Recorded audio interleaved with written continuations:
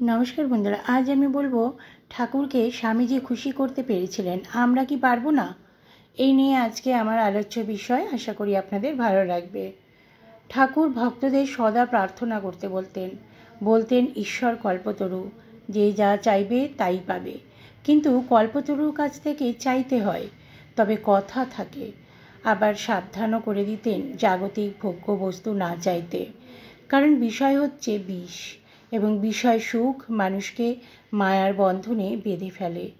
ঈশ্বর কত কি করেছেন, তার অনন্ত ব্রহ্মাণ্ড, তার অনন্ত ঐশ্বর্যের জ্ঞান আমার দরকার কি?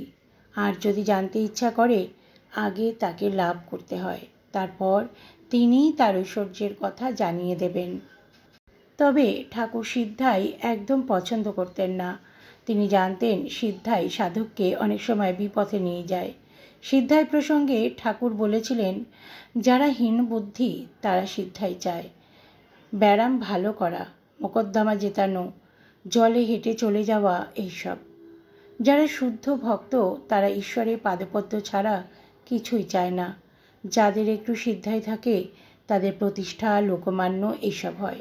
অনেকের ইচ্ছা হয় গুরুগিরি করি, 5 জনে গণ্যমান্য শিষ্য সেবক হয়। লোকে বলবে গুরুচরণের ভাইয়ের আজকাল বেশ সময়, কত লোক আসছে যাচ্ছে, শিষ্য সেবক অনেক হয়েছে, ঘরে জিনিসপত্র থই থই করছে। ঠাকুর একদিন নরেন্দ্রকে বলেন, দেখো অষ্টসিদ্ধি আমার মধ্যে কিলবিল করছে, নিবি তুই? নরেন্দ্র বলেন, মহাশয়, ওই সকলের দ্বারা আমার ঈশ্বর লাভে সহায়তা হবে কি? না। তবে উহারা মায়ের কাজে সাহায্য করতে পারবে না। আমার ওইসবের দরকার নেই, আগে ঈশ্বর লাভ হোক, পরে দেখা যাবে। বিচিত্র বিভূতি সকল লাভ করে যদি জীবনের উদ্দেশ্য ভুলে যাই, তবে সর্বনাশ হবে।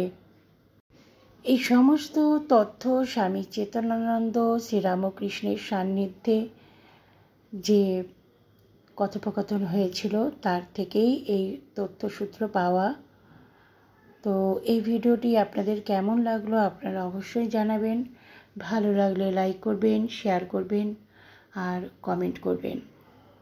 আমি এই ভিডিওগুলো আপনাদের মধ্যে দিই যে আপনাদের ভালো লাগে, আমার নিজেরও ভালো লাগে। আমি যখন পড়ি তখন আপনাদেরকে এগুলো শেয়ার করি। আশা করি আপনাদের ভালো লাগে। আপনারা কমেন্ট বক্সে কমেন্ট করবেন। জয় শ্রী রামকৃষ্ণের জয়, জয় শ্রী মায়ের জয়। আপনাদের সামনে এই ধরনের রামকৃষ্ণদেব বা মা শারদা, স্বামী বিবেকানন্দ এই ধরনের যে ভিডিওগুলো নিয়ে আসি, সেগুলো আপনাদের কেমন লাগে আমাকে জানাবেন। তাহলে আমি এই ধরনের আরও ভালো ভালো কাহিনী, আশ্চর্যজনক অলৌকিক কিছু কাহিনী জানি আমি, যেগুলো আমি পড়েছি, সেগুলো আপনাদের সামনে নিয়ে আসবো।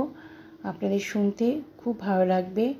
আর এরপরে বলবো শ্রীরামকৃষ্ণদেব কি অবতার ছিলেন, তো সেটা নিয়েও আপনাদেরকে অবশ্যই জানাবো।